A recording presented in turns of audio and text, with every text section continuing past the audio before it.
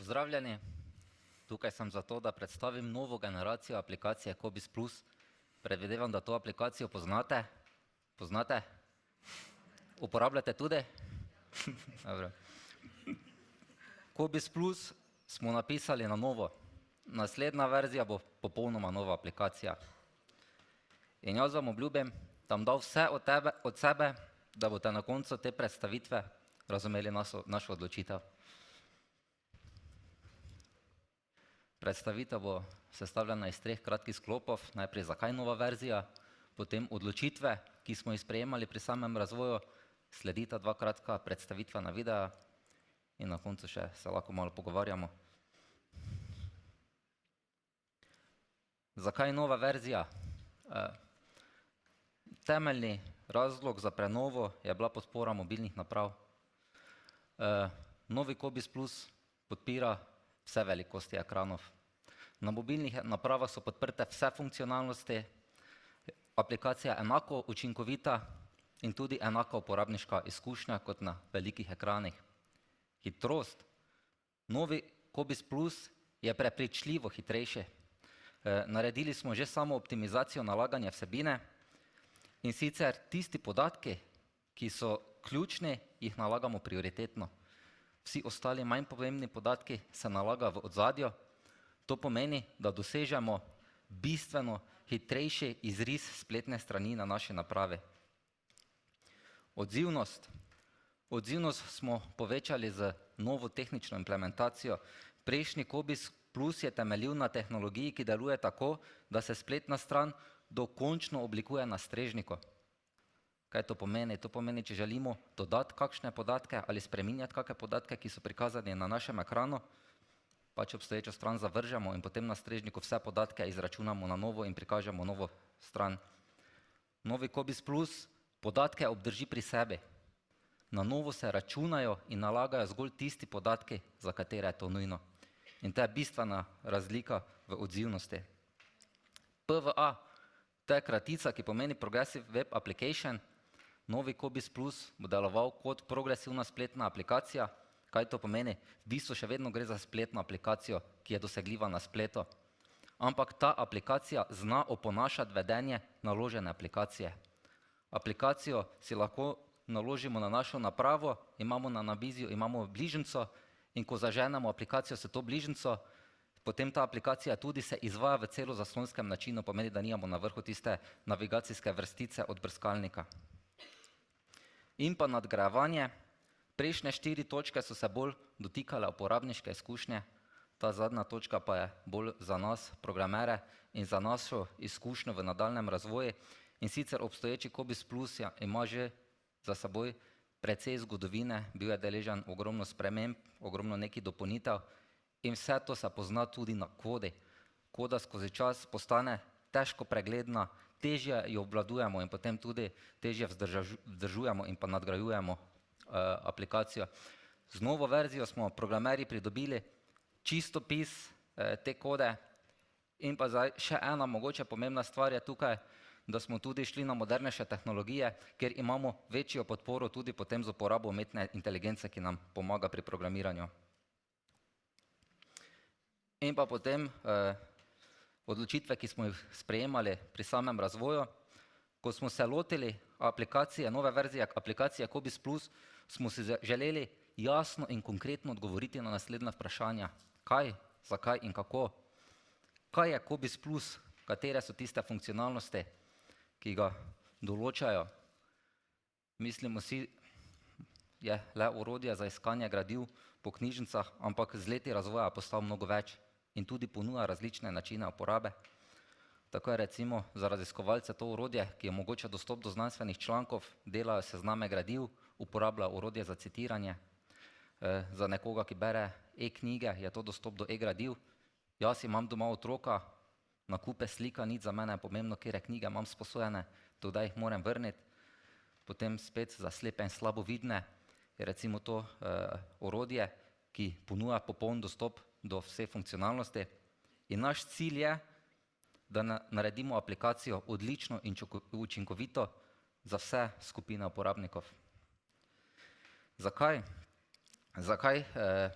zakaj razvijamo določene funkcionalnosti in zakaj določene funkcionalnosti potiskamo bolj v odspredje, druge bolj v odzadje. Na to vprašanje pa damo vlogo našim uporabnikom, da odgovorijo. In sicer z uporabo aplikacije Cobiss Plus se sproti beležijo statistike, ki povedo, katere funkcionalnosti se najpogosteje uporabljajo in na kakšen način se aplikacija uporablja. In ti zbrani podatki so za nas kot kompas, ki nam daje usmeritev v nadaljnjem razvoju. In pa še točka, kako smo se tega lotili. Da smo prišli do te nove verzije, smo šli nekako skozi 4 korake, tako poenostavljeno povedano. Kot sem že omenil, ključni razlog za prenovo aplikacije je bila podpora mobilnim napravam. Prvi korak je bil že v tej obstoječi aplikaciji, obstoječem Cobiss Plusu. Želeli smo zgolj z nekimi stilskimi spremembami se približati podpori majhnim ekranom, določene elemente smo zožali, določene premestili na ekranu. Do določene mere nam je uspelo, ampak bilo je jasno, da bo popolna prilagoditev zahtevala večje tehnične posege. Zato je potem bil drugi korak. Izdelali smo prototip grafičnega vmesnika, zgornji sloj aplikacije. In ta zgornji sloj grafični vmesnik smo želeli povezati z našo aplikacijo. Ko smo začeli to izvajati, so se pokazale določene težave. Hitro je bilo jasno, da ne bo mogoče ločeno spreminjati samo zgornjega sloja aplikacije, ampak bo potrebne spremembe tudi v kodi v zaledju. Tako da je potem prišlo do odločitve, aplikacijo pišemo na novo in s tem tudi mi nekaj pridobimo. In tako potem tretji korak, aplikacijo smo začeli pisati na novo, seveda najprej smo izvedli prototip. Ta prototip je bil izveden v obstoječi tehnologiji, v enaki tehnologiji, kot je trenutni Cobiss Plus izdelan. In hitro se je pokazalo, da lahko mnogo več optimizacije dosežemo, če presedlamo na modernejše tehnologije. In tako je potem prišlo do tiste zadnje odločitve, ta četrti korak, ki zdaj tudi določa našo novo aplikacijo. Obstoječi Cobiss Plus smo razdelili na 2 dela. Ena je servis, ki streže zgolj podatke in ta je njegova edina odgovornost. Drugi del je aplikacija, ki je odgovorna le za prikazovanje grafičnega vmesnika. S takšno implementacijo smo dosegli maksimalno optimizacijo, stabilnost, hitrost, odzivnost in pa tudi za nas in pa za vas precej močne temelje za nadgradnje v prihodnosti. Tako, zdaj pa sledita ta 2 kratka predstavitvena videa, v njih je prikazan postopek rezervacije gradiva, najprej na večjih ekranih, potem pa na manjših ekranih.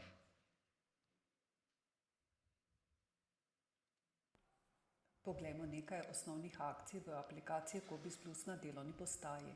Izberimo knjižnico, v kateri želimo gradivo poiskati. Vpišemo iskalno zahtevo. Iskanje se izvede. Za omejitev prikaza rezultatov iskanja lahko uporabimo fasete. Izberemo izvod gradiva, ki me zanima. Vidim, da je gradivo izposojeno, zato se odločim za rezervacijo. To storim tako, da kliknem na gumb Rezerviraj. Izberem članstvo, nato mi program ponudi možnost izbora mesta za prevzem, tudi izberem. Izberem še izvod gradiva in pa rezervacijo potrdim. Tako, rezervacija je uspela. Pa poglejmo sedaj, kaj vse imam evidentirano v moji knjižnici. Kliknem na profilno sliko, izberem članstvo. Tako vidim, da imam kar nekaj izposojenega, po potrebi podaljšam. Pa pogledam, če seznam rezerviranega gradiva. Recimo, da te rezervacije ne potrebujem več, zato jo prekličem.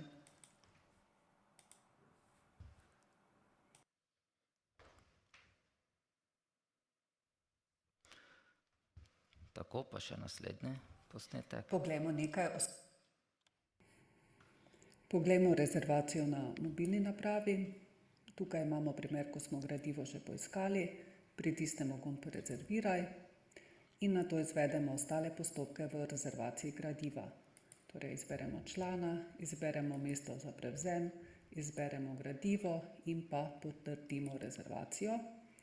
Rezervacija je uspela, pa sedaj pogledamo v moji knjižnici.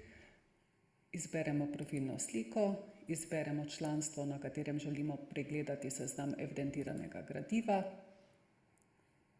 pa pogledamo seznam izposojenega gradiva, lahko tudi ga podaljšamo, če je potrebno, pogledamo seznam rezerviranega gradiva in recimo, če ta rezervacija ni več aktualna, jo lahko prekličemo. Potrdimo preklic rezervacije.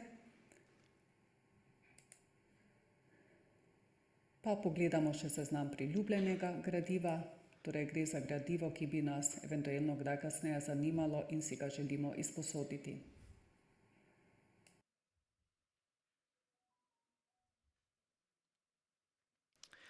Tako, nova verzija aplikacije Cobiss Plus še ni dosegljiva, zato je ne morete preizkusiti, ampak v naši ekipi vsi komaj čakamo, da jo predstavimo svetu, tako da takoj, ko bo na voljo, vas obvestimo in takrat jo boste lahko preizkusili na tej povezavi. Zdaj pa vidim, da sem dosegel precej dober vmesni čas, zdaj si še privoščim eno misel, glede na to, kaj smo danes slišali. Jaz mislim, da imamo vsi tukaj veliko srečo, da lahko opravljamo delo, ki nosi toliko poslanstva, delo, ki ga lahko opravljamo s srcem. Tako da hvala za pozornost, pa hvala tudi za vaše delo, ki ga opravljate.